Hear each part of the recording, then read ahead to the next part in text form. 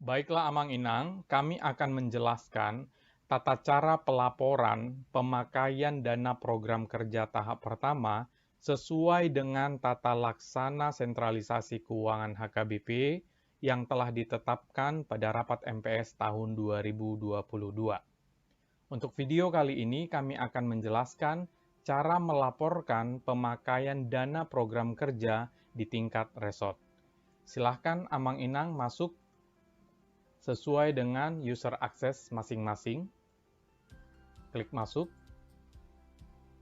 Nah, kalau kita perhatikan pada menu sebelah kiri, pada bagian paling bawah, terdapat menu nomenklatur. Silahkan Amang Inang klik satu kali. Lalu silahkan diklik tambah satu kali.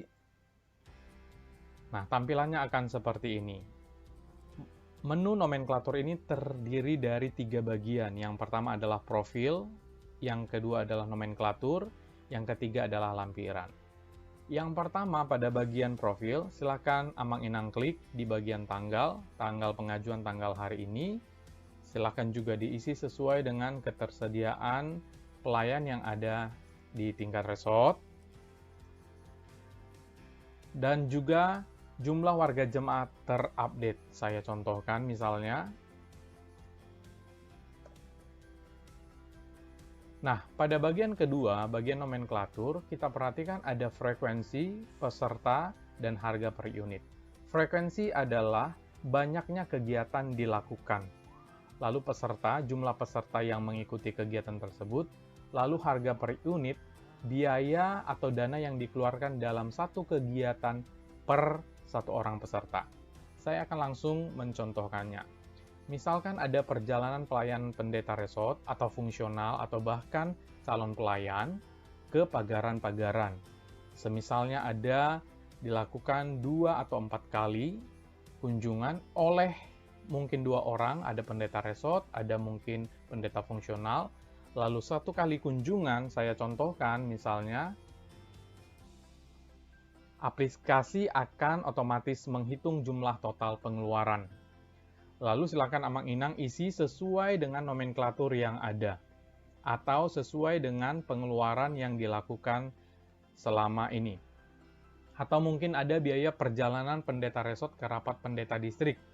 Frekuensinya mungkin 1 kali rapat pendeta distrik, lalu diikuti oleh contoh 1 orang, lalu terdapat ongkos atau biaya perjalanan sebesar 100.000. Nah, silakan Amang Inang isi sesuai dengan pengeluaran-pengeluaran yang ada. Misalkan ada melakukan audit 1 kali, diikuti oleh 3 orang, dengan ongkos kurang lebih, contohnya adalah 100.000. Atau mungkin ada pembelian 1 unit printer dengan harga sebagai contoh 2 juta. Nah, Amang Inang silakan isi sesuai dengan nomenklatur yang ada. Nah, pada bagian ketiga adalah bagian lampiran. Jika ada lampiran, nota pembelian yang ingin dilampirkan, silakan Amang Inang upload berupa gambar ataupun juga PDF. Klik open, lalu tuliskan nama file, misalnya nota pembelian printer. Nah, apabila ada nota yang lebih dari 1, Amang Inang silakan klik tanda tambah sebanyak nota yang akan Amang Inang upload. Nah, jikalau sudah selesai, Amang Inang boleh kembali lagi untuk melakukan pengecekan. Lalu setelah itu, Amang Inang silakan klik kirim. Nah, artinya Amang Inang sudah mengirimkan laporan pemakaian dana program kerja tahap pertama langsung ke BPSK. Apabila ada perubahan yang Amang Inang ingin lakukan, silakan klik tanda tulisan di tengah. Amang Inang bisa melakukan perubahan, lalu klik kirim kembali. Atau Amang Inang bisa menghapus, atau hanya untuk melihat kembali, mereview. Sudah selesai, maka Amang Inang kembali ke menu nomenklatur. Demikian video penjelasan cara melaporkan pemakaian dana program kerja tahap pertama. Terima kasih.